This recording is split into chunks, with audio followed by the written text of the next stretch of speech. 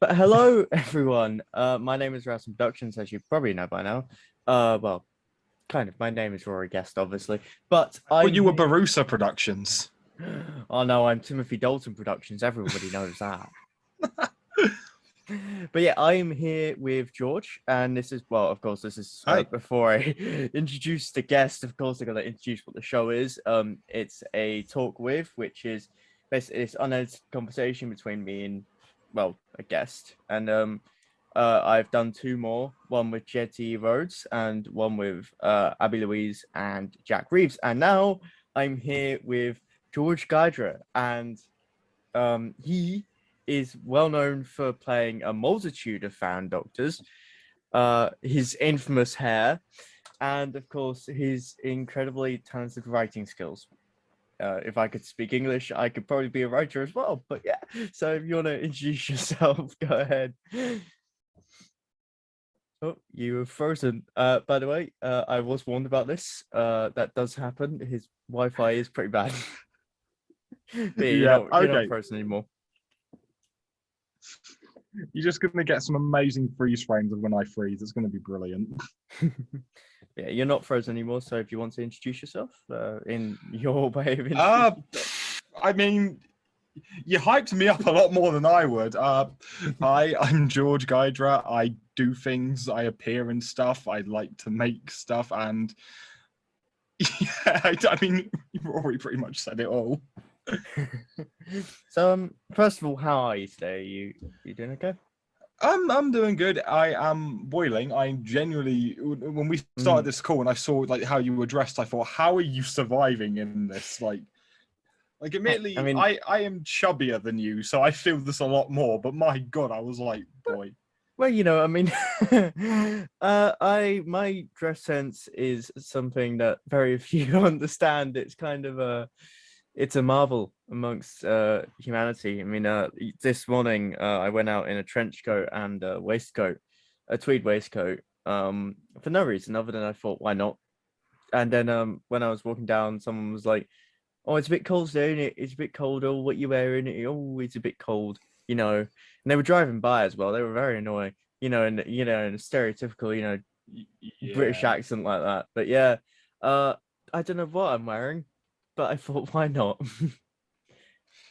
I had something similar. I once was walking around in a just not even filming, just because I wanted to wear it like a long black like frock coat Mm. and a just a shirt, and this guy would not stop. He's like, "Do you go to a funeral?" And I was like, no. He goes, so why are you wearing that? And I went, because I want to. He went, yeah, but why are you wearing that? I was like, I just answered you because I want to. Mm.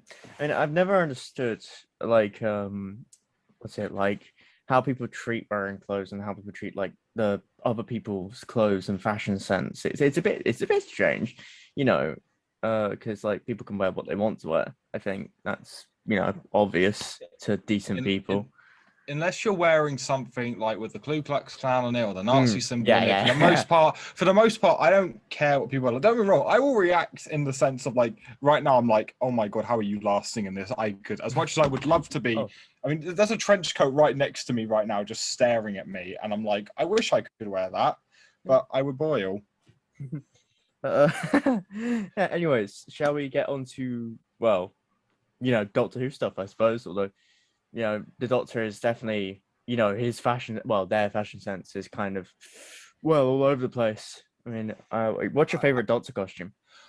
Oh, Mhm. it varies, but I usually go for the Eighth Doctor look, especially like TV movie and Mm. Night of the Doctor. Like Night of the Doctor, I didn't think I'd like because I thought when he would come back. I mean, I didn't think he was coming back. I remember just sat in college and I thought, okay, I'll watch this because I had like a free period, and all of a sudden I was like, that you see the TARDIS fly, and I was like, which TARDIS is that? Like I was trying to work out which one. All I hear is, I'm a doctor, but probably not the one you're expecting. I was like, like my friends, like some of them knew Doctor Who, some of them Mm. didn't, but they knew that I really liked it, and they literally could not comprehend why I was freaking out because I'm like, this is my favorite Doctor, and with that gorgeous, gorgeous outfit. Oh, it's amazing, isn't it? It's the best. I'm personally, I love Pertwee's outfits. I think he's the most fashionable Doctor out of the lot, in my opinion, at least. I think the sheer He's the one that amount. you can tell puts the most maybe other than Capaldi, like in terms of the character. I think the third Doctor you look at and think he definitely put a lot of effort into his appearance. Capaldi as well. I mean, I'm not really a fan of the Series 9 hoodie look, but I am a fan I of the like velvet. Magician's Apprentice. I That like the one. Magician's Apprentice look, but I do get the criticisms. I don't think there's a Doctor look I particularly hate. There are some I like more than others. Like Jodie's outfit grew on me. Yeah, I said same. very quickly, I'm very glad it wasn't a skirt because do you know that first image they released of her, because of obviously how her trousers are a bit baggy, when it has like her like put one leg in front of the other, for a brief moment it looked like a skirt, and I was like, please don't put the first female Doctor in a skirt. Yeah, I suppose so. Yeah, I was for the I love Peter Capaldi's velvet outfit. That's probably up there as well.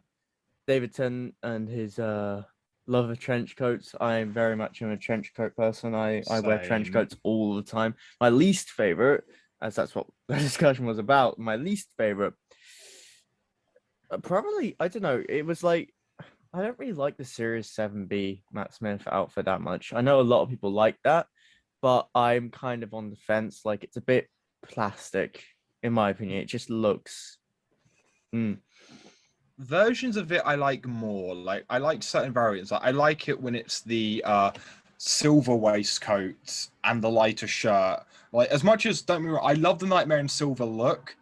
I always have a preference. Like I think the thing is, like I think it's a gorgeous look, and I mean I've worn the look. I have the coat, but a lot of people don't like the Series 6 green trench coat, which is ironically the trench coat right next to me. But I like it because to me it fits with that kind of Matt Smith, the 11th Doctor vibe of, I want to wear this, I'm going to wear this. Yeah, Like I like that, and I like the green as well. I feel like it suits, well, not only the Doctor, but it's a nice coat. It's a nice coat.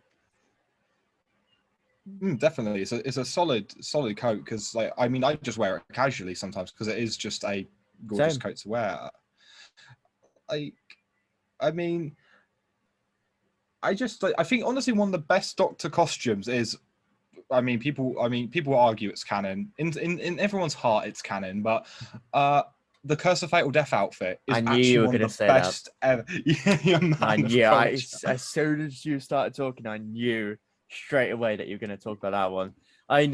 Yeah, it's amazing. It genuinely is one of the greatest Doctor Who outfits out there of all time for any character, really. I quite like talking of like that sort of genre of Doctor Who outfits. I do quite like the Shouker Doctor's outfit. It's kind Oh, of Schalke's one, yes. got that mystery to it, you know. I don't know if you were like me, because obviously we've both done Time Fracture. I mean, I'm sure it will come back in some way, shape, or form. So I'm not going to give spoilers. God bless Time Fracture. But the thing that I remember when I was there, and you have like one of the actresses come in the Curse of Fatal Death outfit, I was just staring at the outfit, just like, I want, give me this. Everyone I've talked to about it, like Time Fracture, just remembers that outfit. Like they desperately want it. It's people that know what it is and know its history. Yeah. Like it's so accurate. It's unreal. It's brilliant. Absolutely brilliant. I believe there's also a Fugitive Doctor one, a Third Doctor one I saw when I was there. I saw the green Third Doctor outfit, and I was just like, oh my god, I want this. I want to be in this role. I want this job. I'm going to steal your job just so I can get this outfit. Like it was so cool. But I talked about Time Fracture a lot with Jack and Abby. So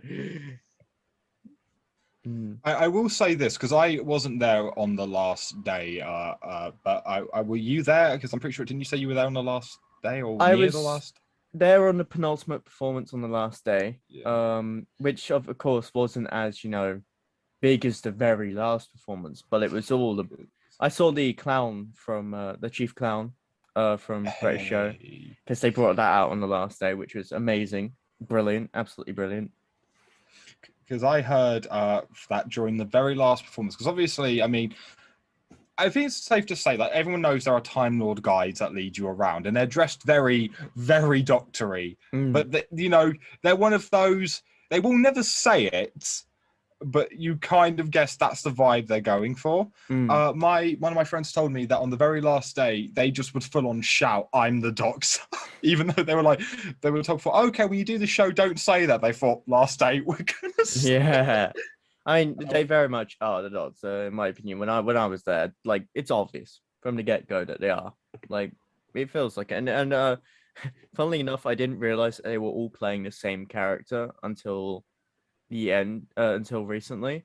When you know, in the creator, when the person runs out, Yeah, yeah, and he says, that's "Oh, just a quick bodily regeneration." because that's like all of the Time Lord guides have been the same Time Lord guide throughout, and that's just great attention to detail, in my opinion.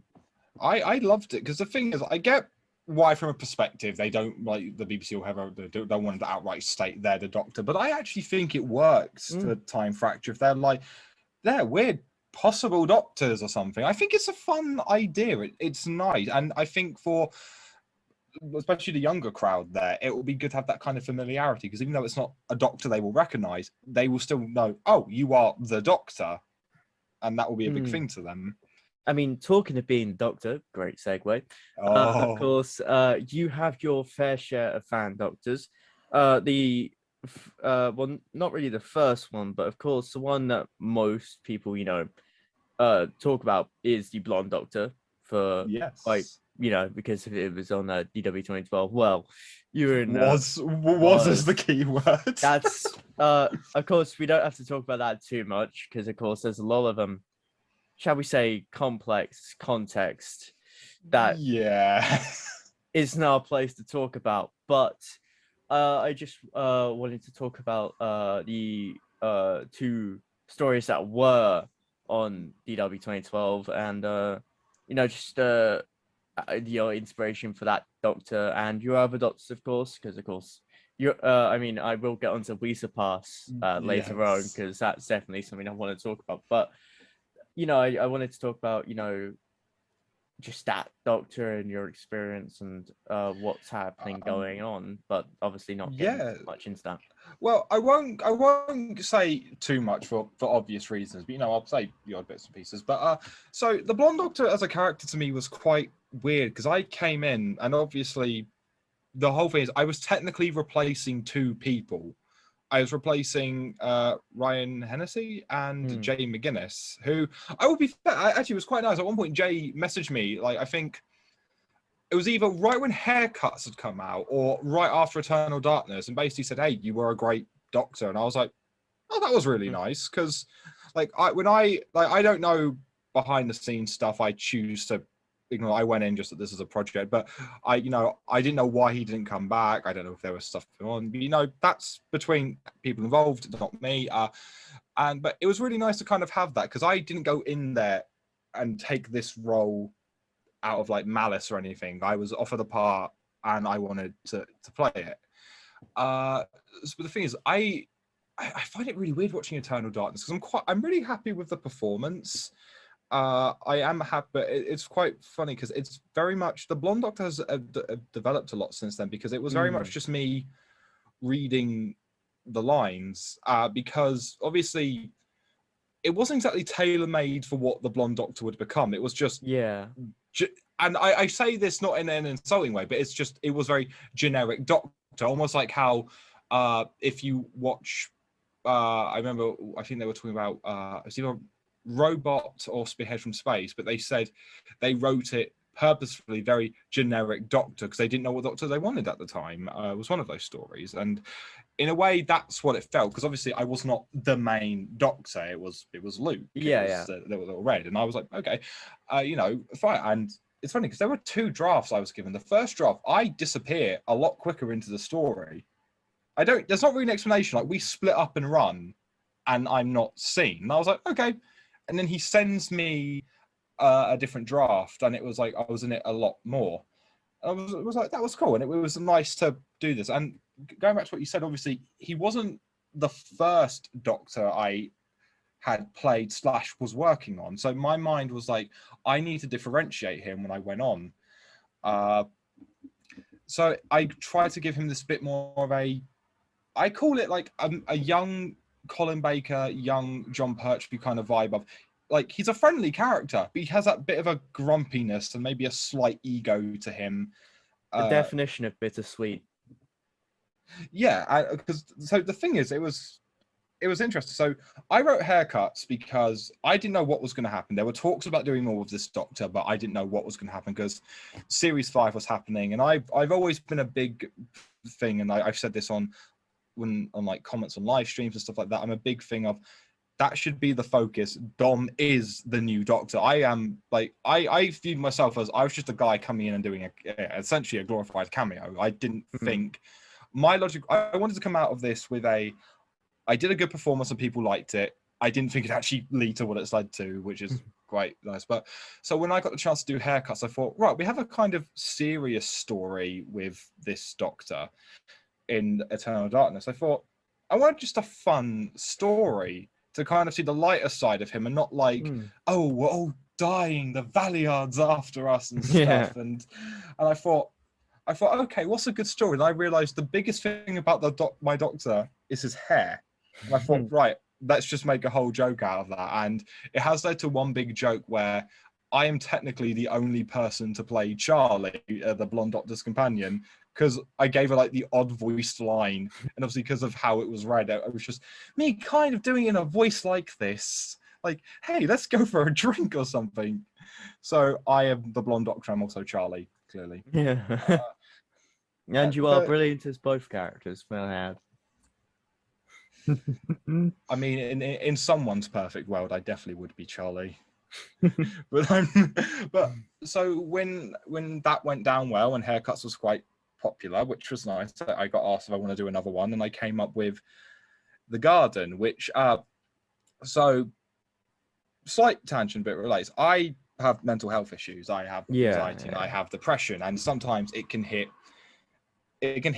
hard. I mean, anyone who has gone through it or knows people gone through it, they know it's not easy. And this was at a very interesting time because my original Doctor, I had initially spoken to Luke about possibly joining the series together. So almost like, you know, how Dan and Nathan and Connor do it, where they upload their stuff on their channel, but it's part of the larger world. I approached him to do that, and that's why in so The Garden was written with that in mind. The characterization of that Doctor was the original characterization I was given, the Doctor that's known as the Waistcoat Doctor. Waistcoat Doctor, that's the one. Yes, and you know, and I think it's because of me, the way my mental health was. I thought there's a saying, write what you know, and because of what I was going through, I wrote this because as someone who does struggle with self-image image issues quite a lot, I thought, okay, and I wrote this story. I was really happy with it. I love the War Doctor, so I thought I'll put myself with the War Doctor. I got very, very close, and a certain spoon who will hear this will probably rue the day I never did this. It nearly was the Northern Doctor and the Blonde Doctor, but I didn't want to do a really bad Nathan Carter impression because, like, me and Nathan have not met in person. We've had the odd talk over Messenger, and he's an absolutely lovely person. And I thought, I don't know you well enough to attempt this, and also for it to be so bad. I thought, okay, with John Hurt, destroyed my voice, but you know, I thought I'd give it a go, and I was happy with how it turned out.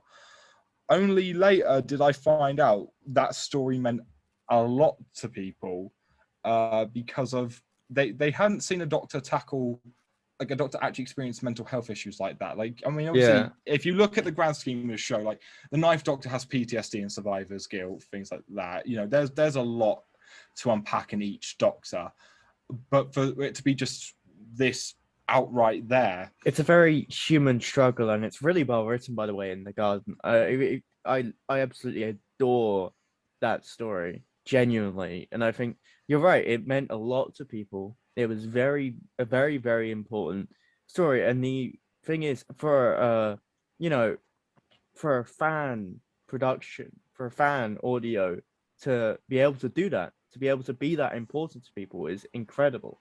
It's an inspiration to me as a writer, I think many others as writers as well, and voice actors. I think it genuinely is a masterpiece.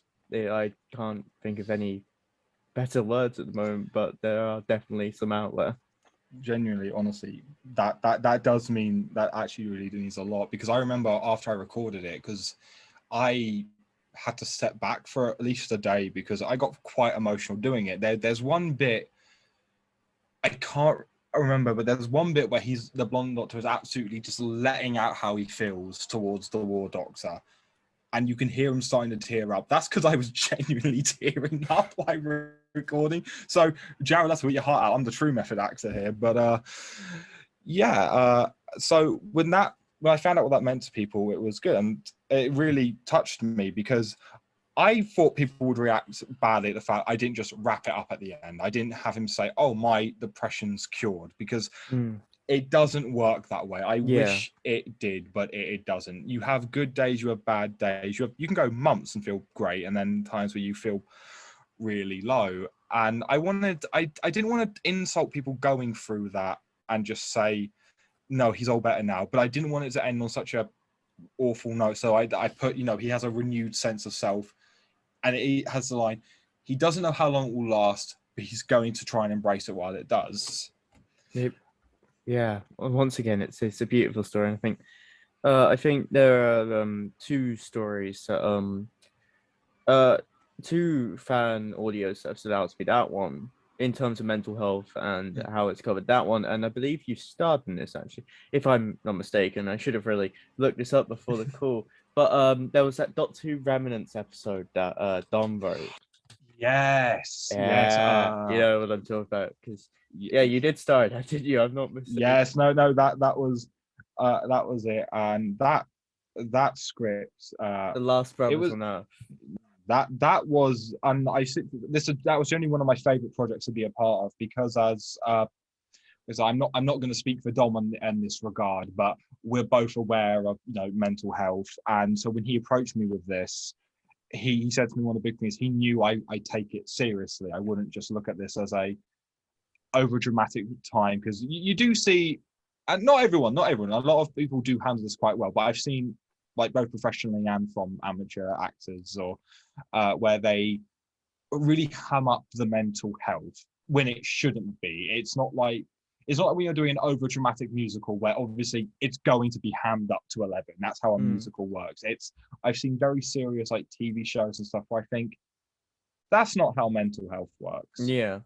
And I know it's for everyone, but when it's just someone looked at this and took the bullet points of, "You're sad, you're this, you're this." And so when Dom approached me with that script, it really meant a lot. It's bad. I do laugh at one fact. It's the fact that the original image was, I think, of Dom. There were two images of Dom, but you don't see his face. But I think some's body, some's outfit, and it's two images in slightly different outfits representing the brothers. The re-release, when it came back for the redo of Remnants, which is funny, I seem to be in a lot of remastered stuff, is the fact that the image is now two pictures of me, and I can't help but laugh at the idea of my face with Dom's voice coming out. Yeah, I mean, as I said, it really is a beautiful time, and I know I've spent with on Jed one, and I'm pretty sure on Jackson as well. I compliment Dom a lot, like on this a talk thing now, because I think a lot of his work does come up a lot when discussing fan audios and fan films. I think the thing is, me and Dom have a very similar perspective in one thing of, we don't get the hype that surrounds us. And I'm not saying to be egotistical, but like, that's the best way I can describe it. I've always said to Dom, you have earned it, because I have known him for a good while. I knew him when I was just a fan. I was just a guy who watches how to cosplay stuff, and he'd pop up in the odd like fan thing, whatever. And I used to think, wow, this guy's really, really cool. And now I call this guy a mate. I'm getting a coat off him. Stuff like that. It's things like that. It's surreal. But I've always said to him, he's worked hard and he's earned where he is. And I think, so have you. So have both of you, really. I think there is a level of that with everyone, really, where I think, what is it? Is it imposter syndrome, is that a name where you don't fully... Yeah. I think that's the right description. Imposter syndrome. Yeah, that's the one. Loosely doubting your abilities and feeling like a fraud is the official definition. I think there is a level of that with a lot of creatives. I feel like that's a huge thing where a lot of people I've talked to feel like giving up at some point, or feel like they've never earned where they are now. And I just want to say that you've definitely earned where you are now. You are, and so is Dom, and so is all of the creatives I've talked to. And I think, I feel like times giving up writing, giving up producing, giving up doing my projects, and I feel like sometimes I'm a terrible writer, but then there are moments for every creator, I think, that I've felt like that. And I just want to say now on behalf of, well, everyone that, as I said, the garden and all of your written work has been so important to so many. I feel like, yeah, you've definitely earned where you are now. Well, thank you, honestly. And honestly, I need to say the same for you because I have a very similar thing to how Jed works. If I don't want to work with someone, if I don't like the quality of their work, I won't do it. And it's funny because for ages there was a certain person who I didn't want to work with, and I thought, oh, was I wrong for turning this person down? I later got hold of something. I was like, yeah, no, I definitely made the right call. But when you approached me, because like Dom told me that you were interested, and so then we started messaging, and when you sent me the work, I was like, this is good. Like, this is really, really good. And then I went onto your channel and started watching your stuff, and I just thought, I think what I love is the fact you weren't scared to tackle like the obscure stuff. I looked at this and thought, just a lot was going on. Mm. Well, so there is a Yes. yeah. So Yeah. we'll I'm have to. just. Oh, so I guess this is another one which will be edited. This is a slightly non-edited. This is a slightly edited, non-edited talk, only for time reasons. Just But like the other two were. Yeah. but I'll just say this while we're going. It's honestly, it's why when I started working with you, it was amazing because it's like genuinely you were talking about people wanting to give up. I genuinely, and I've told a lot of people quite close to me this. I was basically ready to give up ever playing the Blonde Doctor because nothing was happening. I was getting told very different things, and and I was like, okay. And I just thought, this isn't gonna happen. And I started feeling like I was losing a connection to the character. It very much just felt like you're there. So when you approached me and asked me, I thought, the thing is, I thought, you seem like a good person. Like, this is just it's like a genuinely really good piece of work. I'll do this. And then I started doing it. And I was like, I think that was the first time I gave him the posh voice to differentiate him, stuff like that. And I genuinely think, like being in like Endgame and Dark Days, that's only one of the reasons that I kept playing the Blonde Doctor, because I genuinely just felt happy playing him again. I finally felt like he was my doctor, if that makes sense. I've been able to make my own, and it was nice, and just how open you were, like, to messaging me and talking to me about it. Be like, hey, I've thought about this idea, can I do this? Or even when it wasn't like about the Blonde Doctor, you just messaged me about your ideas. It was genuinely a big moment to me of, yeah, you know what, I am going to keep playing this character. So if anyone who's a fan of Blonde Doctor, just know Rory basically is one of the reasons the Blonde Doctor is still here today. I mean, you're basically where most of his content is right now. Oh Christ! No. I mean, that means a lot. Thank you. I mean, I am glad that I could help at least bring the Blonde Doctor some content. I think it's definitely your character. You should have creative control on where that character goes. I feel like a lot of fan productions and teams really, in a way, dictate too much, if that makes sense. I think with your Doctor, you said losing your connections to that Doctor, and that's what limiting fan productions can do. I think that's the thing is, and it's a big thing that I find, is that because I get when you're doing a fan production, you want to try and take it professionally. I completely understand that. I have nothing like, I want to take it professionally when I'm planning stuff and I'm doing stuff. You know, I write these scripts if I'm writing something professional. But at the end of the day, I don't sit here and ignore the fact I'm doing this because I want to pretend to be Doctor Who. I want to be Doctor Who. You know, I want to be running around being this character. And I think sometimes it's a case of that gets lost on people.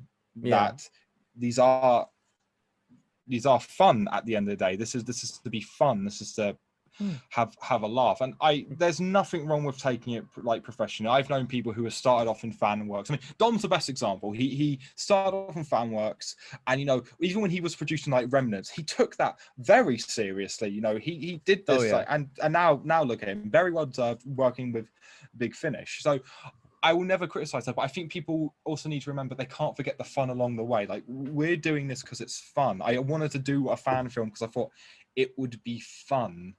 I didn't do it because I thought, you know, oh, I'll do this. I'll release like 2 episodes and maybe like a movie, and then I'll be like the big cheese everywhere. Yeah. Well, we'll continue this discussion on another call. And I shall edit this out. Well, not edit this out, but edit. Yeah. No, I know what you mean. We'll be right back. 2,000 years later. And we're back. Well, in terms of what you've seen, we've not been gone for that long. And we've been gone for 50 years. 2,000 years later. In a sodding sewer. One thing I wanted to bring up, because it's when you were talking about the garden, is, like I said, that originally started off as the waistcoat doctor, essentially, you know, or what the so, and it was funny. So the garden comes out. There are character beats in that and references. Like, I reference a incarnation, a well-built looking chap in a long leather jacket and a black shirt. That was reference to a friend of mine who was playing at the time my previous incarnation. So I referenced him, like, not as a big way, just a subtle thing to show, hey, you know, if I'm doing these connections, I'm doing these connections. Comes out, oh good, and then all of a sudden, I remember I was writing a teaser trailer. I was writing the teaser trailer because I was planning to work with Jed. I was planning to do something with Jed, and I was working on a little teaser trailer just to announce, hey, I'm doing this, you know, the series. You want some content? You're going to get content. I then get a message saying, oh yeah, I changed my mind about that a while ago. And I was like, why did I not know this?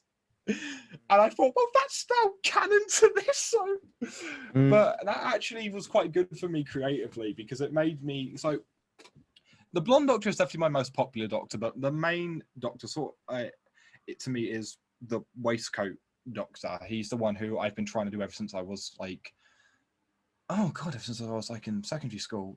So good while ago. I'm very old. You're not that old. I know, but my girlfriend calls me old. But the thing is, I just remember. So I had this character plan for ages, and then I suddenly, like, the whole the mental health element and stuff like that got put to the blonde doctor, and I was like, okay. So I always put it in very interesting ways. I said the waistcoat doctor is the idealized version of me, and the blonde doctor is like the representation of like the mental health issues. And I actually found that quite interesting when it comes to writing it, like both doctors. It makes them different. I mean, that's, you know, I think that comes across a lot when we did We Surpass. Like, that was... Yeah, and talking of that, another good segue there. We Surpass was, of course, you mentioned the blonde doctor content on my channel. Of course, We Surpass was very much Jed's baby in a way. It was very much his. Of course, I had some creative input there, but of course, due to circumstances with what was happening with me, I couldn't really, be as hands-on as I usually am. But I feel like that really benefited that one, because like it's very much about you and Jed. That one, you and Jed's. It is funny because we wanted to co-write that. He said to me, because we talked about the idea of putting the George verse together, he called it, or the Guidera verse, and I said, yeah, cool, and I thought that would be really fun, and we said that let's write it together. Jed is a ridiculously fast writer. So I he know had that, like a yeah. day off, or he was working from home or something. I go off to work, couldn't have my phone out or anything, so I couldn't like get on Google Docs or try and do anything. So I was like, okay. I come back, and basically the entire script's done. Basically everything's done. He goes, yes, we co-wrote this. I went, Jed, we didn't. Like not in a sense I was annoyed. It was great. Like it's genuinely one of my favorite scripts. But it was more the fact I was like, Jed, don't say I'm a co-writer for the sake of it. You did the work here. You get the credit. I went in and edited like the odd line or something, or changed the odd bit. But yeah, that was Jed. But I just remember coming back like, oh, that was fast. Just the Speed Force theme from like the Flash TV show starts playing. Oh, don't bring up the Speed Force thing. Wow. Add the Speed of Force at least. Don't bring up that after. Oh, you've heard me and Jed's thoughts on that.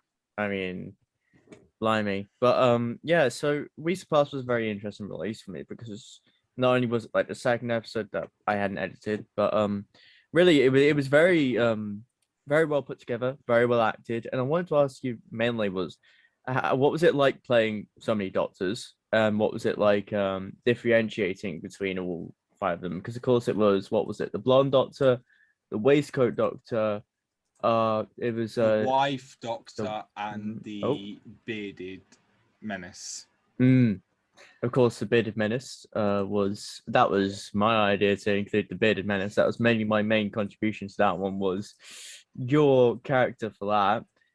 What was it like playing that character alongside so many different doctors? So I mean, obviously I'm attempting to grow the goatee right now just out of boredom. So so I have always wanted to play spoilers, the Master, because he is my favorite villain. He, she, whatever the Master is my favorite villain. And so getting to play that was interesting, and especially because of an idea you pitched to me about which version of the Master I would be playing, or which version of the Master I'd be replacing. In a multiverse sort of way. In a multiverse way, we don't need to get certain people who have very disrespectful views. Let's just say that. Let's just say that. Like, I could go on a rant. I'm not, but I've been on many myself. But so that was interesting, and the big thing for me was voice, because I'd mess around like pretending to be the Master a few times, like just on script, or just when I'm bored. Like I remember once me and Jed got bored, so we would just read random scripts, or if he was reading a script and he needs someone to fill in, I'd reading a line for him or something. And so funnily enough, talking about pretending to be the Master, I mean, I was waiting at a train station once, and I just started doing that for no reason other than just why not? I had that. I was in a long black coat once, and I didn't realize I had worn it for when I was doing some RP stuff on TikTok. So the laser, it was either the TCE or the laser screwdriver was in the pocket, and I was just casually flicking stuff on my phone, like shuffle on my phone, and evil music came on. I think it might have been the Evil Morty theme, or an operatic remix of it or something. And I just pulled out the laser screwdriver. I just started monologuing to myself, my dear doctor, it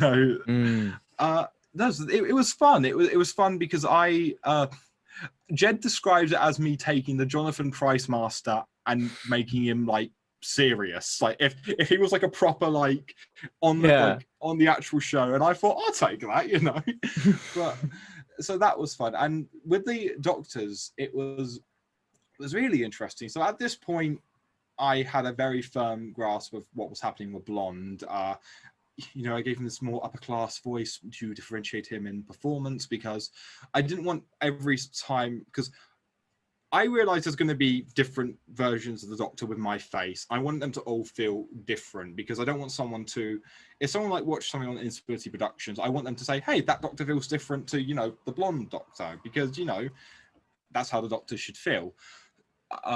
It's sort of how the Schalke Doctor feels very different to the Lick the Mirror handsome Doctor. So that was, and Waistcoat's easy. Waistcoat's basically just me, but ever so slightly hyper, but that's just me talking normally. And it was it was interesting because that was one of quite an early recording for Waistcoat because we started getting stuff out. We had Standby recorded. I don't know if Standby was out at this point. I can't remember, but I knew it was recorded, and I had massive issues. I tried to edit it. Loads of issues happened, and Jed kindly took over and edited that for me, which did a fantastic job. So you get the character, this quite happy, chirpy Doctor, and then you have the wife Doctor, which is related to Jed's timeline. I'm not going to go into spoilers and stuff. So you have the slightly higher pitched upper class blonde Doctor, the normal talking Waistcoat Doctor, and then I had to deepen my voice to give the impression of this almost Eccleston-like Doctor in terms of emotional weight, which is what I wanted to give to the wife Doctor because I wanted them to all feel different. So I remember usually I don't get directed a lot when it comes to like audio recordings or a lot of Fan Doctor stuff. So I said to Jed, I want you on call because I need to make sure these guys come across different. Because you mentioned that it's very much, it was very much more, of course, I can definitely see it as, kind of freeing to have all your Doctors together and have the chance to, use your abilities, your range to change them, but also like having Jed there must have been a great help. It was because me and him Jed has written a lot of stuff for Instability, and we've co-wrote stuff for Instability and stuff, and Jed is a big part of Instability Productions, which is my kind of production label, and you can find that in the description, by the way. Nice, I like the plug. So me and him, he knows the Waistcoat Doctor quite well, and we've done like loads of read through. So I knew inside and out how the Waistcoat Doctor would react to Jed's Doctor. That was easy for me. But the other ones, because this was actually the first time I'd ever played the wife Doctor. Yeah, so that was interesting because like I'd been casting the role for a while, but it was the first time obviously I played it. So I had to make sure, okay, all the stuff me and Jed have spoke about in the past, I wanted to come across. And honestly, having him there was a big help because I didn't want to ever like look at it and go, oh, it's fine, I think they sound different, because naturally I'm going to know they sound different because I, in my mind, think I want these to sound different. But I had to make sure someone, could hear that. And especially when you brought the master into it, that was so much fun because it was a weird mixture. I basically called it the fusion of the blonde Doctor voice and the wife Doctor voice because I went very posh but a lot deeper, like my dear Doctors. Reminds me of the a deeper McQueen in a way, like a proper that kind of. God bless that man. He is brilliant, isn't he? And he's a brilliant master as well. Absolutely fantastic. I binged because there was a sale and I got like because I hadn't properly listened to Dark Eyes until last month. So I binged every single Dark Eyes and I thought, that's the way to do it. Oh, God, I love him as the master. Like I heard him obviously in Masterful, like the two Masters trilogy, and I was just about to ask if you heard Vampire of Mine, but now that you mention it, yeah. Oh, it's so good. Him and Colin deserve more together. They need more. They work, and this is what I quite like about McQueen's Doctor. He could play the Doctor. I watched that. Have you listened to Unit Dominion? Yeah, not all of it. I listened to some of it because I know the plot of it, and it is very much him playing the Doctor to begin with. Well, the master being the Doctor. And it just works. He's he's a brilliant actor. Like I won't like, obviously the main thing I know him from was In-Betweeners, obviously. But what I like about him, he can either be the funniest, fun-loving master, but he is also terrifying. Like one moment I love is in I'm pretty sure it's Vampire of the Mind, where the Sixth Doctor's trying to phone Unit, and he's like on the phone, and you hear like this person responding to him, and he's like, "Oh, the master? Yes, we'll get someone over." There's like, "Oh, thank God, that's brilliant. Oh, Doctor, surely you realise I have all the phones routed to me." Yeah, he is an absolute brilliant master. I know in audios and such, Joshua Griggs voices him mainly. I was about to say because Josh, I've worked with Josh a few times. He plays my son, my beautiful son, guys, my beautiful child. And honestly, Josh he's a great talent. But the thing is, I remember absolutely because just by chance I stumbled upon the audio he did that is set after Ravenous, which is like the birth of the McQueen Master, and that was just so fun to listen to. I was like, he's got the characterization down really well. Like I can't complain that was really well done. So Josh, if you hear this, well done, man. That was good. Yeah, he also plays the War Chief, and he also plays the Milo Parker Master, which he does brilliantly, by the way. He plays an excellent Milo. That's coming up in the Dark Days release soon. Yeah, he's an absolutely brilliant. He's definitely my go-to for those masters, and master in general. I feel like him and Jacob Keefe, no, not the memes, who plays the Golden Tipper one, Eric Roberts, Beavers, and a few more. He also voices Schalke in an upcoming release as well. I believe that's the name I used because there are various there was a complication earlier on, but I don't know if it's not. I apologize. But also like Wink Taylor, he does one of the most accurate Seventh Doctor impressions I've ever heard. Also Fifth Doctor as well, and pretty much every other Doctor and every Master. He's brilliant. I say this in a not horrible way at all, but I always find the Fifth Doctor the hardest to do an impression of because of the fact he is nothing against Pete Davidson, but he has a very generic voice. And not horribly, but you have the bombastic poshness of the Sixth Doctor. You got the accent and of Seven, and you have the Eighth Doctor's posh voice, things like that. And then you have the Fifth Doctor, who brilliant actor. I love Peter Davison's voice, but you know what I mean. For a lot of the time, he is quite, he's a more natural sounding one. So when I hear people do really good impressions of him, I'm like, wow. And I honestly, you have one of my favorite stories that you did on the Dark Days, and it's the Tipple Master and the Decade Master meeting. I adored that. To think that I've given well, I didn't write it, but on my channel there's more Tipple content than there was in the actual show. It's quite insane to think about, but yeah, same could be said for Blonde Doctor now, really. Ooh, blimey. You are just just collecting us all, collecting. Back to thinking about I was thinking about when you were talking about the mental health side of things, and it really was it's incredible. I mean I feel like Blonde in particular inspired because I've got my Doctor Techno.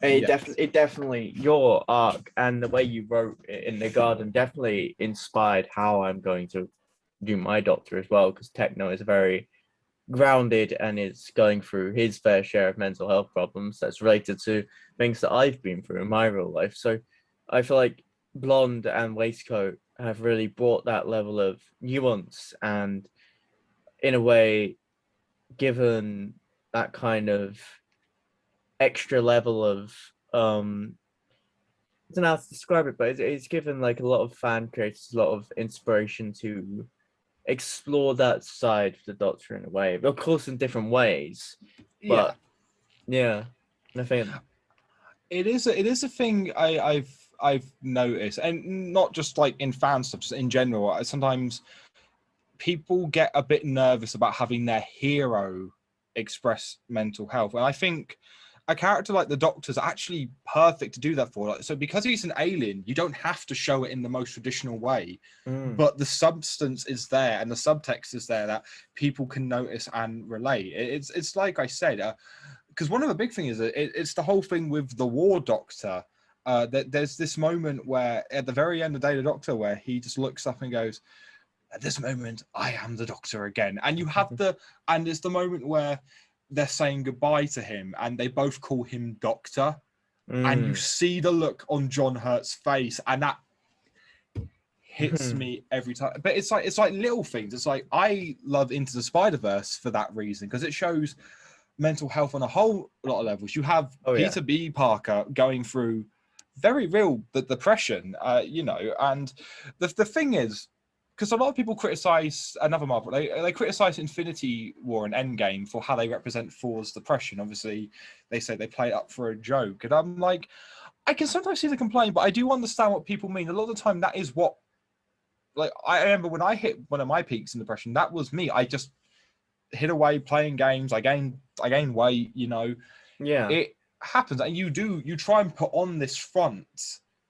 because you don't want to admit to yourself you have this. And it's again like with Spider-Verse, it's why I think Peter B. Parker's done so well, and Miles Morales with the whole that confidence, that fear, and it makes the ending of Spider-Verse so satisfying. And I like the fact we're slowly getting there, especially in stuff aimed at younger audiences, because I think it's the same I've always said when people get weird, like when a same-sex romance or any like LGBT stuff is done in, young adult media, children's media, stuff like that.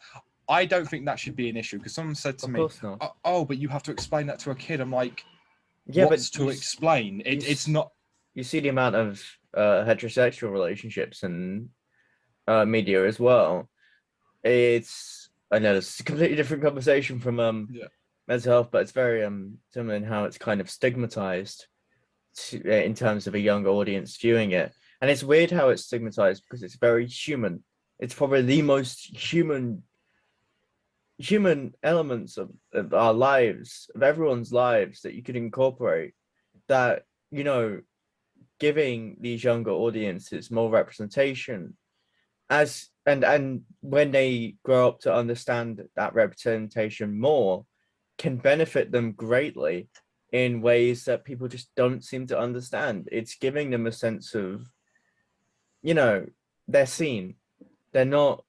Exactly, and it's important. It does go back to mental health in the sense of, I have met people before who, like, younger people who have like family friends and stuff like that, and they've come out to me like with mental health issues, and they have said to me, "Oh, am I a freak?"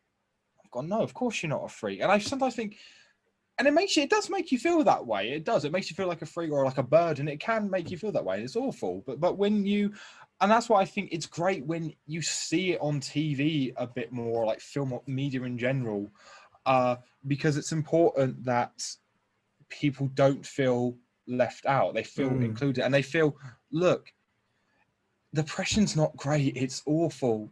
But when it's shown, like, like I said, Peter Parker stuff, when you have a hero like Spider-Man going through it, someone who's gone through so much and still being a hero, you sit there and you think, I can keep getting up, I can keep doing it, because you suddenly realize, hey, Spider-Man ain't perfect, Peter Parker ain't perfect, but he's still trying, he's still a hero.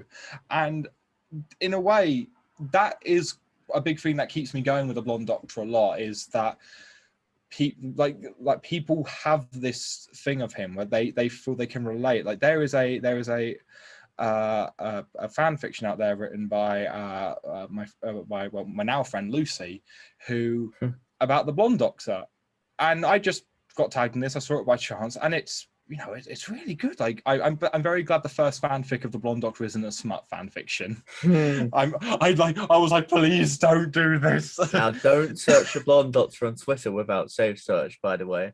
You don't. Let's just say it won't be me. It will be a Blonde Doctor. It won't be me. It's not the Blonde Doctor you were expecting.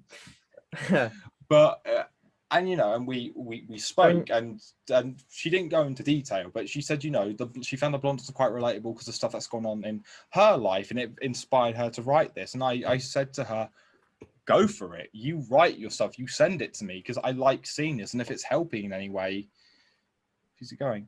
Also, please keep talking. I need to go turn the light on because I realize I'm vanishing to the darkness. Well, as I said, the best way I can pull it, the best way that I can put this entire conversation is we need to normalize humanity. We need to normalize being human. We have our weaknesses, we have our strengths, and they're not weaknesses. That's the thing. going through mental health issues is never, ever a weakness. It's something that happens. It's very normal. You're not a freak.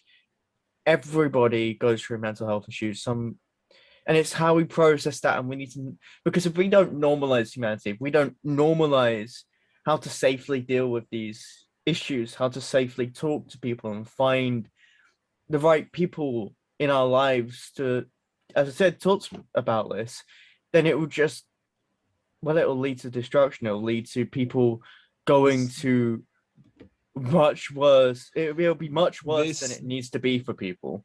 This is a bit of a downer to say, but this is I think so. Today, the day we're recording this, is the anniversary of when my friend took this further action, like, and it, to this day, sticks with me, and it does. It's 9 years, and it still sticks with me. Now, I don't know. Sorry, I didn't know. No, please, honestly, there's no need to apologize. But I think the reason I bring it up is because I think this is a thing that I think people don't realize, that this is real. It can happen to people, and like I said, I don't claim to know the full reasons about why what happened, and I'm not going to sit here and pretend I do, but I have stopped people from doing the same thing, because, and a lot of the time they told me they felt they couldn't go to anyone because there is this stigma, and I said it needs to stop, because that's the thing. And this is why I think, like you said, it needs to be normalized. It shouldn't be something to be afraid of. If a character's like gay, or if a character's going through depression, fine, let's it's why, like, I know I saw it was a good mention, but it's why I laugh my head off every time I think about James Dreyfus, because I think you played a character who canonically turned into a woman. I know. I mean, imagine what it would have been like with Masterful, Jesus, with him and Missy. But genuinely, my condolences about your friend. I know that, but I think the thing with it, Doctor Who in particular for me helps me. And it's just, what you said about the blonde doctor going through a very human struggle. I mean, when I lost my dad at the beginning of this year, I turned on Father's Day. I watched someone going through what I was, going through what I am going through. And in a way, it comforted me to see it depicted on screen. Obviously, it's got all those time travel and sci-fi elements, as has Spider-Man. But seeing that on screen, and it was one of my dad's favorite episodes as well. I mean, he lost his dad as well. But seeing it depicted on screen, seeing Rose depicted on screen in that way, a character I look up to and still look up to, these science fiction, these outlandish shows suddenly being real really helps. Really, it will help someone out there. I mean, whether it is like whether it's something real or something fake. Like, I know someone who watched Day of the Doctor recently after losing someone because they love it. And I think that entertainment in general has that power to help people. It has that power to inspire people, to distract people from the real world, but it also has that power to be very real and connect with people in ways that, we can't truly fathom until it actually happened to us. Because sometimes, exactly, yeah, and it can be, in a way, it can be there for us, even when we feel at our most alone, when we feel at our most broken and empty. It can fill that kind of void in a way, and it can teach people on how to be, and not how to be, but how to talk to others, how to feel, to basically say, it's like when, I mean, it's still going on. I'm not going to sit here and act like it isn't, but it's like when the Black Lives Matter stuff was very much the key topic in the media, and I'd like I said, it's not gone away, and rightfully so. It shouldn't go away, but it does still matter. It will always matter. But I remember it like, because I sat here and I said I am never going to understand what it's like to be a person of color and get basically be judged just for that, to have all these fears just because I'm a different color. You know, but I educated myself. I spoke to people. I said, look, I'm not going to sit here and say, I know what you're going through. I don't. Like, I can sit here and go, racism is bad. I know it's bad, but I'm not going to sit here and say, oh, I've experienced it, because I haven't. But that way, I got educated. I got told by people like stuff they've been through, and it's stuff like that. It's because people finally sat down and had the conversation. It was an open conversation. I think it's like you said with media, because I had a lot of people say when I think it was the Oscars or the BAFTAs, like one of those, it was a big awards ceremony, and they were talking about Black Lives Matter a lot, and I had a lot of people go, why are they talking about it? It's done. They had their protests, and I went, it's still going on. It's an everyday thing. It's not. Yeah, it's not. You know, I'd love it if a protest could solve it. That brings me to my next point: is that even though it's a great thing, it's a brilliant thing that all these topics that it's talked about, I don't like it when they're exploited, because sometimes, well, quite a lot of the time, it can be by these huge conglomerate entertainment industry, you know, fucking idiots. But I'm glad that's kind of phasing out, you know, the using issues to earn money in a way, a very shallow way of covering it. I remember ages ago, I was planning a comic book series, and the thing is, a lot of characters, their basic designs and some stuff about their personality were based on friends, people I know. And a lot of my friends, you know, they are white. They're like me, they are white, you know, stuff like that. So that's how they were based, because they were based off people directly. And I had someone say to me, you need to have more like people of color. And I said, no, okay, no, I agree with that. But then they kept like pushing, say, oh, get this. And I went, you're making this sound like a checklist. I said, I'm not like I said, I'm a firm believer of you can have a character be in a thing and be gay, and it doesn't have to be a big deal. You know, the fact they're gay doesn't define their entire character. Because, you know, you have that a lot in a lot of shows where the fact they're like gay or, you know, something like that is the only thing that is their character. And I don't like that. That's why I review is quite exploitative. It's to say, look, we have representation. And I said, if I write a character and they're gay, they'll be gay. But I you know, I have no issue doing that. I've written gay characters in stuff before, but I've just sat there and I said, I don't like it when it seems like a checklist to say, hey, make yourself seem, you know, like this. And I'm like, no, because to me that defeats the purpose. And like, I think one of the best things Doctor Who did, it's not Orphan 55, it's what's the other one? Praxis. That's it. And you obviously have the two because I haven't seen that in ages, that's why I don't remember character names. But you have the two, like, you know, the gay couple in it. And what I love is it's not really drawn on the fact they're gay. They're just a couple. They're just I mean, and I hate it. I really hate it when it's discussed, like this topic is discussed, and like, oh, they point out a character that just so happens to be, you know, what they supposedly don't hate, but it's a diversity cast. Oh my god, there's a character with a disability. Oh my god, they're like, they're just talking about it. They're just showing it, you know, because it's a checklist. And of course, you know, like in Flux with Di, I mean, she's just human. She's just a character. It's not a diversity hack. Nothing is ever brought up about you know, her disability. I mean, she lives her life. You know, she lives her life. She does this, and I love that. But I do agree. It's annoying where every time someone gets cast, like, because I remember there was. I've always said this. The only time I think the sexuality of a character or the skin tone, I might get some flack for this, or the skin tone or whatever of a character being changed should be put into question is if it outright affects the character. So, best way to say it, I've always said Captain America can be represented and should be represented by as many races as possible. Especially now you have, like, you know, Sam, like, you know, Sam as new Captain America.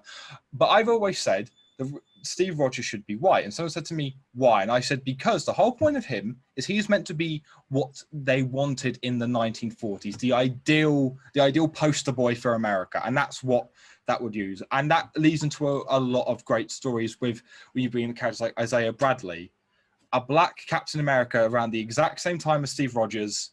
Who was exploited and didn't have...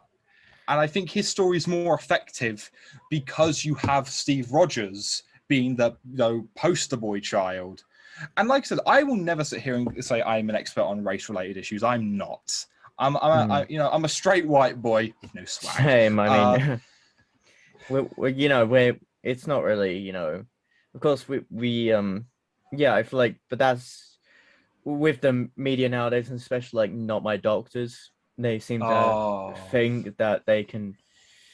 Don't even get me fucking started. Actually, honestly, it can't. Literally, Jodie could do anything. I remember, like, when I saw people complain when they got good looks at her costume from Legends of the Sea Devils, and they're like, "Oh, it has like flowers, something on it. How girly!" And I went, "There's nothing wrong with the outfit." They're like, "She has rainbows on her top," and.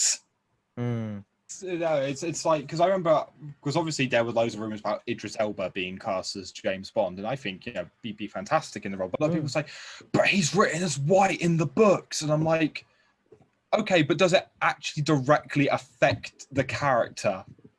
That's like I said, because I don't think like diversity's not a bad thing. It's not like people like, yes, it's annoying when it's used as a checklist. It's used to look at us. Like a lot of people, I remember there's a big thing with Encanto when that came out, and you have the sister, I think her name's Louisa, I can't remember, but she's obviously built, like she's like super strength, and she's built to look like she has super strength. Yeah, and that's just normal. Yeah, and I remember an animator basically came out and said, we had to fight Disney to make her look buff. Oh yeah, so and there was the don't say gay thing for Pixar. Remember that Disney enforced on Pixar, and they had to fight for the same-sex kiss in Lightyear. It's insane how how far we've fallen from accepting humanity and incorporating it in our media output, and I feel like with the companies just using the pride flag for for views, pretty much. I think that's when it annoys me. That's when stuff like that will annoy me, because I think, like I said, diversity isn't bad. I hate like the Not My Doctor crew. Like, you can dislike the Chibnall era, you can dislike Jodie Whittaker as the Doctor, but it's the way certain people go about it. And I'm like I've spoken to Jed. He does not like the Chibnall era. For the most part, I'm quite a defendant. I will defend the Chibnall era quite a bit. It's got a lot of flaws, but I will defend it. And I know a lot of people who love it. And I love Jodie as the Doctor. Me and Jed have had some discussions, and they've been civil. They've been, I think this. Well, I think this. Okay, I don't agree, but I respect your opinion. And that's how it should be. It's not, she's a woman. Like, again, when Shooty got cast, for the most part, it was really positive, which was great. But there were the odd subsection I saw saying, oh, so they're just going to get a black person in the TARDIS now, fill in another checklist. I'm like, or he's just the right person for the job. Yeah. Anyways, moving on. Yes. That's I think so what should we discuss next? I mean, I think one thing the other day that I did was I introduced someone to Doctor Who, and I haven't discussed this with anyone yet, but it was a very weird well, I have on the one I did with Jack a bit, but I wondered what episodes would you use to introduce someone, like apart from the obvious ones like Rose, because the selection that I ended up picking, some due to my sister, was a very weird selection. The first one she chose was Aliens of London World War 3. So that was the first episode we used to introduce them. And then I chose Midnight because they were a horror fan. So I thought, introduce them to a bit the scariest side of Doctor Who. Then she chose The Lodger because funny James Corden. Ironically, of course. And then I chose Dalek because they thought the Daleks were their friends. The Daleks were the Doctor's friends. I thought I'd discuss that with you now. See what you would choose. See, one of my go-to is because I always I'd love to introduce people to the classics, but I do get it's a lot easier to digest like the new series. And I'd like to stress if someone I will always recommend listening to watching the classic stories, but if you don't want to, you'd rather watch a new series, don't let people say you're less of a fan. You're not. You're just as much of a fan as everyone. But the 11th Hour was always my go-to. I always think the 11th Hour is such a good opener because you don't have all the setup of Rose where you have to literally really push to introduce everything, because obviously that was bringing it back completely. Doctor Who had been gone for so long at that point. But yeah, 11th Hour was always there for me because I think it's just such a good jump on story. God, that's a good question. See, because I'd love to say something like World Enough in Time and, Doctor Falls, but I don't think they work as introduction stories because there's a lot of lore you need to know there, like the Master and the Cybermen.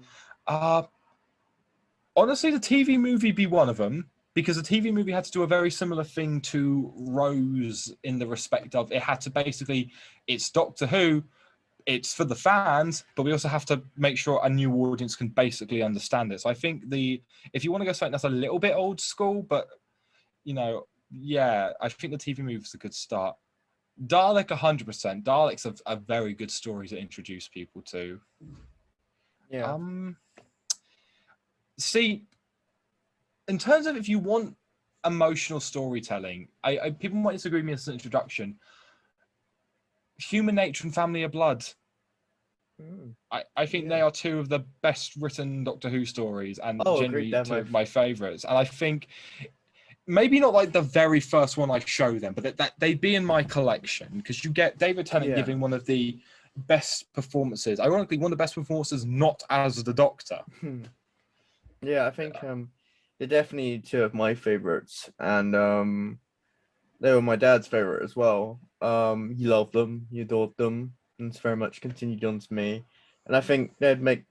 I think from now on with that friend that I'm introducing them to, I'm gonna start with Rose and then go through them all.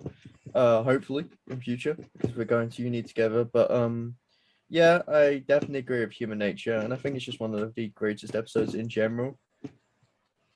Also, Unicorn and the Wasp, maybe, because that's just fun. That's a fun, goofy story. Like, you don't need too much knowledge of Doctor Who going in. You get the basic idea. I think that could work as a decent introduction story, or one of the stories to maybe use to introduce Doctor Who to someone.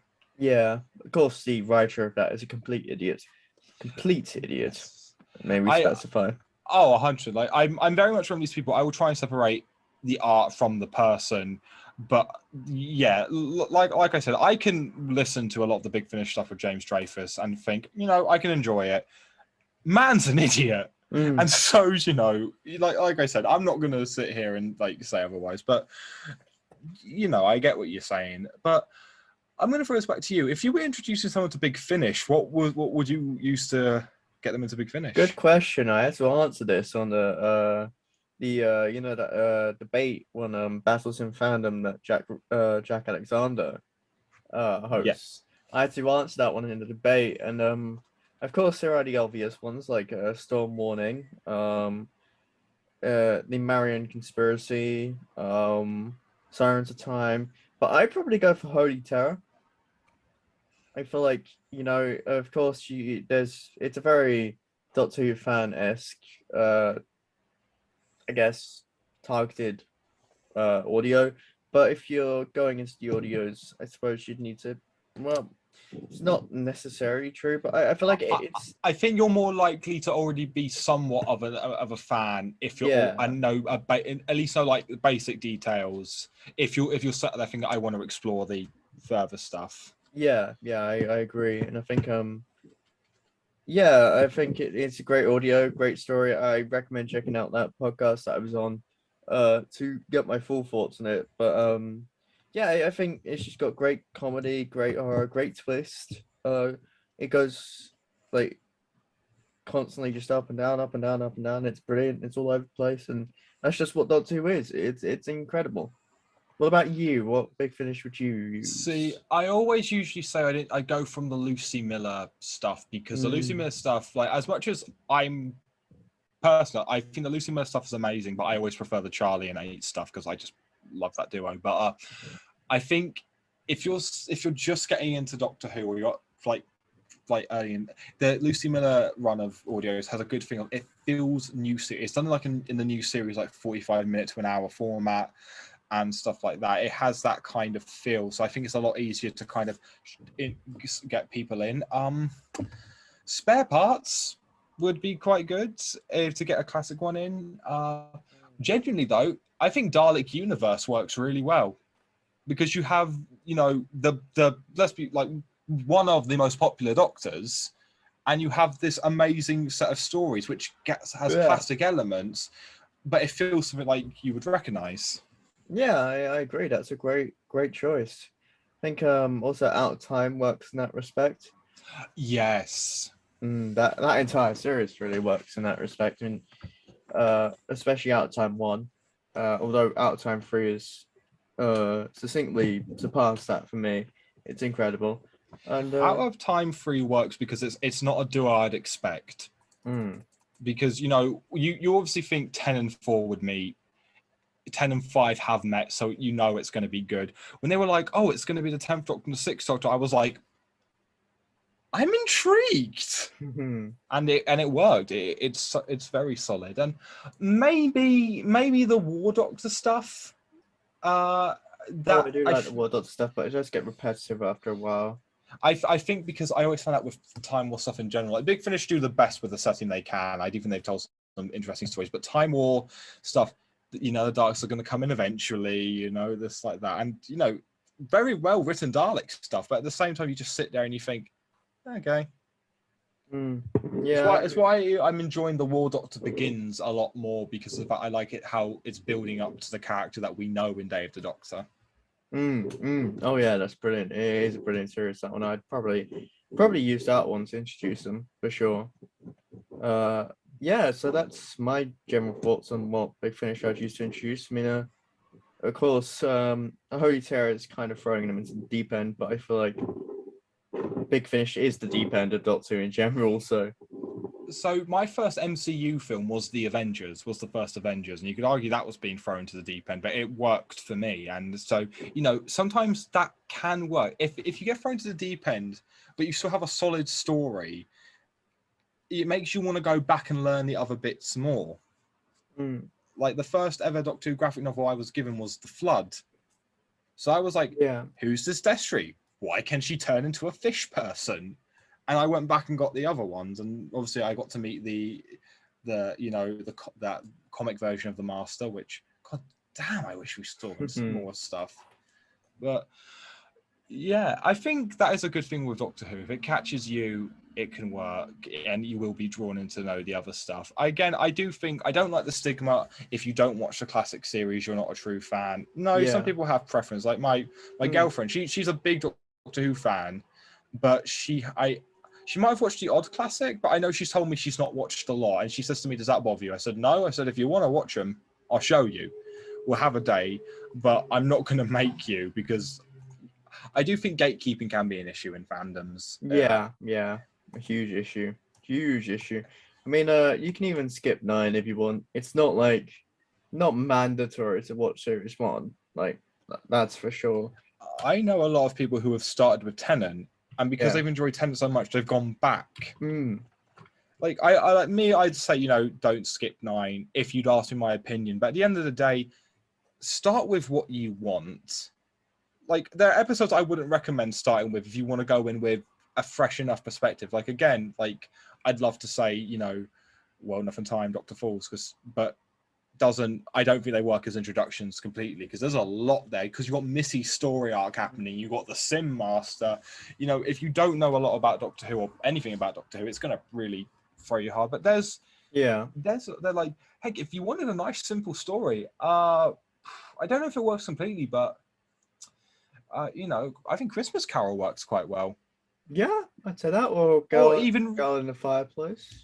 Definitely. Or I'm going to throw this out there because a lot of people don't like this. I actually think it's really good. Return of Dr. Mysterio. Damn, I thought you were going to say Love and Monsters. But I'm saying this now. I legitimately really like Love and Monsters. Yes, me too. I mean, it's kind of become my brand at this point, but I absolutely adore Love and Monsters for what it does and how it does it. It's a brilliant episode. I wouldn't use it as an introduction, but No, I it's think it. harmless. It's fun. Is it the greatest thing in the world? No, but it's fun. It's a fun story, and Hmm, I like Elton. I like the concept of the yeah, story, and I like the fact it led us to one of the biggest moves of the Hugh community of we have a bit of a love life. But absolutely love that. Just everything about this episode is just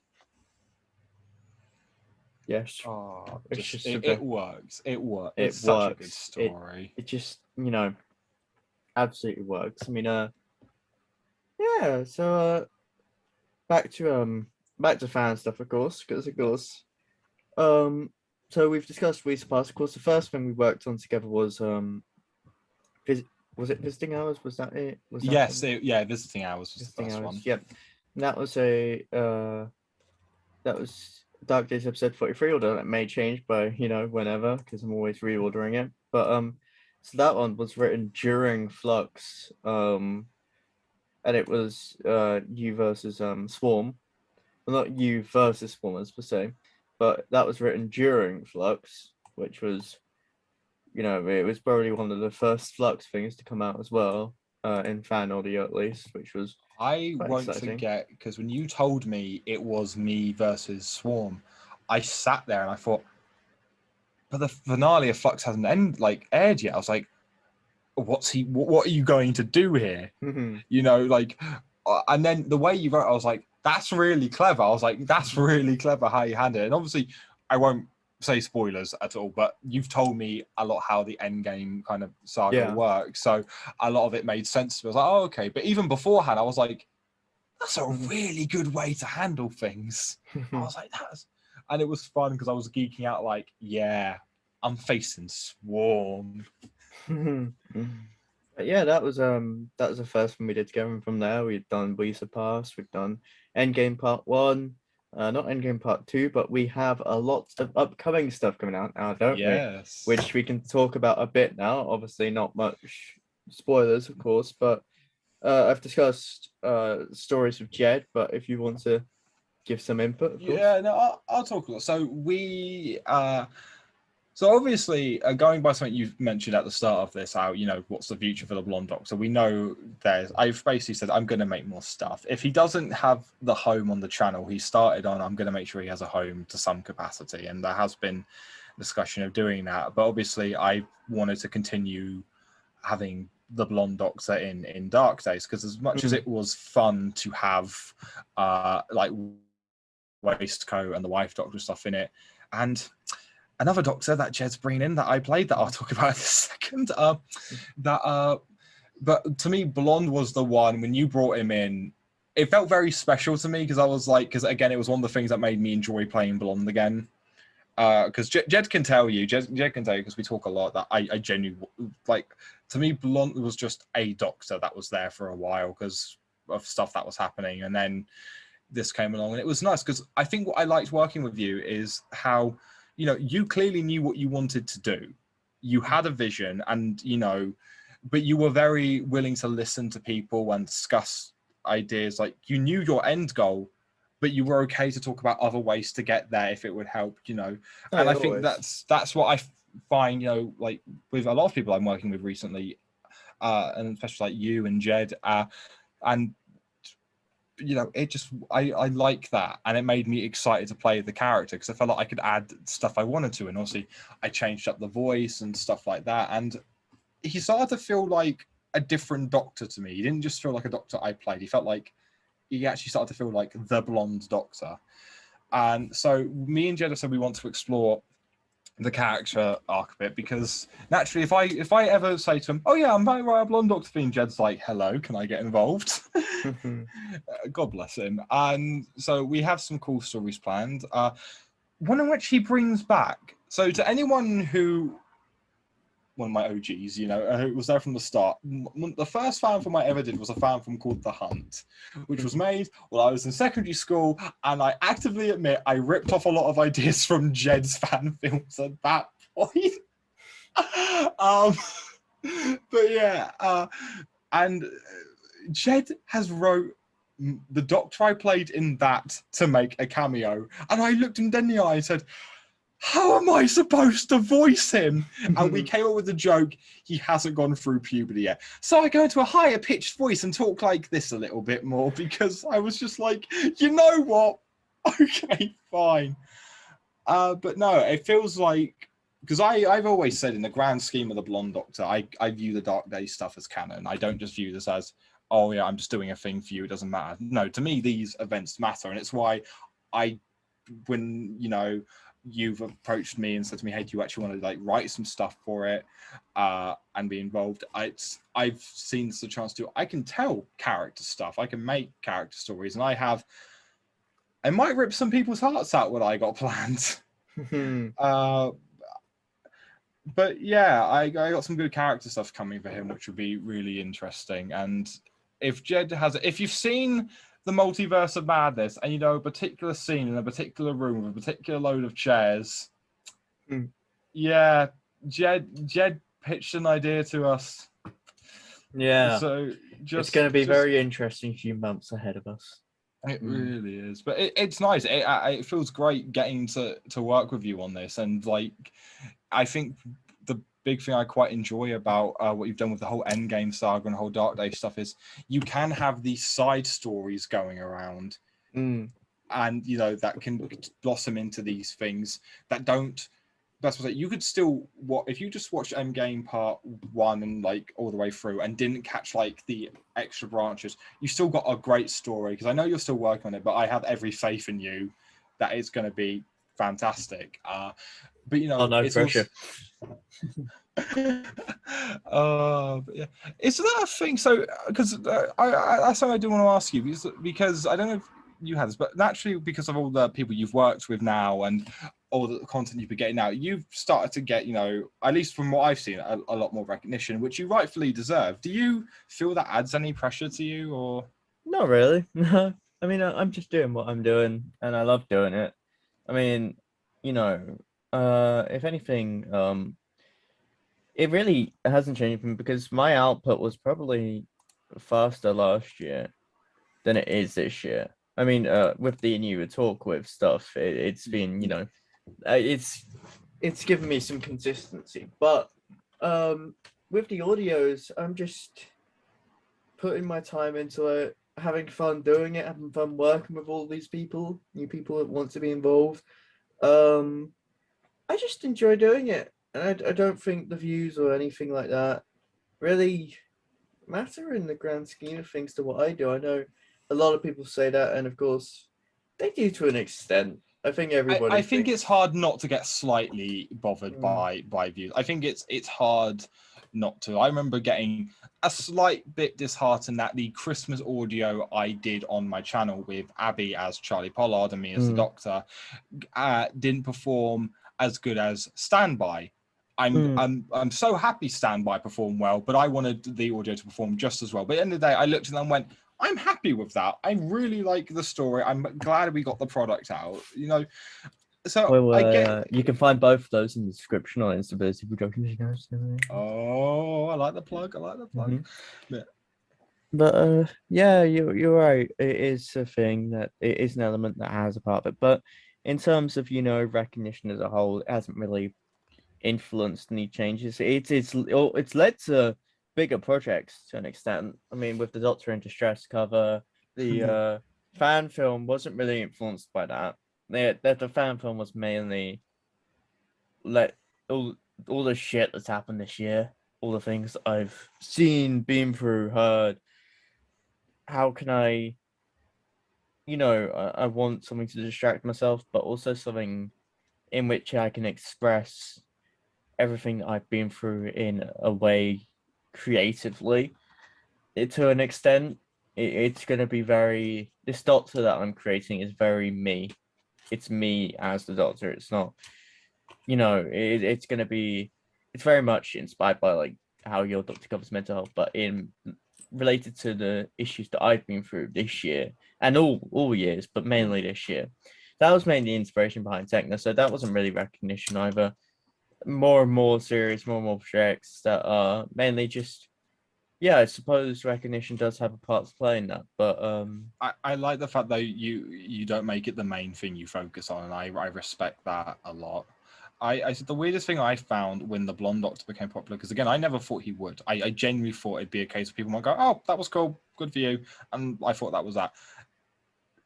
I had people trying to make a religion out of me, Rory, and I'm scared. People want to make a religion out of me, and I don't know. I don't know how to react. Yeah. God, that server is something else. That server is a brilliant. fever dream. But it's a brilliant one of that. I recently started joining their Zoom calls, and it's a lot of fun. But yeah, so I suppose what was I gonna say? I was gonna say something. It'll get back to me eventually. But I think one cheeky thing that I did with visiting hours was I referenced a few V&A novels, referenced a few niche Big Finish stuff as well. I did notice that, and I was like, yeah. my boy. I think oh yes, going forward, I do want to make a Techno / Blonde Doctor something in future, perhaps. Yes, I am. Yes, I've had a few ideas for that, and I definitely want to link like how both doctors cover mental health, and that would be the main focus and drive of that story. And yeah, so hopefully that'll be in future. Are there any other projects or future things you got lined up that you want to talk about? Or? Yeah, so a couple of things. So obviously I got the Instability Doctor Who stuff, which is going to be big. Like the thing is, I'm not going to sit here and say I can match the scale of, say, you know, like DDK or, you know, 2012, stuff like that. You know, but at the end of the day, it's something like Jed said, I don't think budget dictates what makes a good fan film. It's nice to have pretty visuals, but, you know, in terms of the story and the scope of the stories we are about to tell with not just my Doctor, we have basically got a whole timeline. We have Casey Haynes has joined in as one of my predecessors. We have Aidan O'Connor as one of the Doctors, my friend Michael Seeger, and Jed as his Doctor from a parallel world coming in, and the Waistcoat Doctor that I play. And it's gonna be big. It's gonna be big, and there is a certain villain. There's a certain overarching villain that a lot of Big Finish fans are going to be very happy about. I look forward to it. And once again, you can find that channel in the description. And slightly off Doctor Who, in very, very early talks right now, but a Power Rangers fan film is being developed. Like, full on, just got a message saying, we should do a Power Rangers fan film. And I said, let me get slim again. I can fit in the spandex. But I was like, we're doing it. We are doing this. So that's being discussed. That's probably a long way away, but it's being discussed. And I'm sure you can keep an eye out for some Blonde Doctor stuff coming soon, because he's always going to be the Doctor. So you can't keep him down. Oh, yeah. So I think that's a great way to, you know, reach the end of this video. I mean, I do want to award you one more thing, and if you've seen Jed's one, but for context for the viewers at home, this is a award that there was this college awards thing that I had on the last day, which was a few days ago now, and people were given these star awards, but I stole this. Which and what I've been doing for these talk with is I've been giving my guests Solon College Theatre Award of Approval, and Mom, I finally made it. This is your time. You'll finally know if you were right, which is a joke I will say every time. Oh, every single time. Adric. But yeah, so that's mainly what that's, if you have anything to add, of course. Well, thank you to everyone who supports me, and Rory, generally thank you for being an amazing friend, and thanks for having me on. This has been a lot of fun. it's been wonderful having you on, and make sure to subscribe to George and subscribe to my channel as well, and leave a like, comment, and yeah, I will see you guys in the next one, and see you around, George. Bye bye. Bye bye. Bye bye.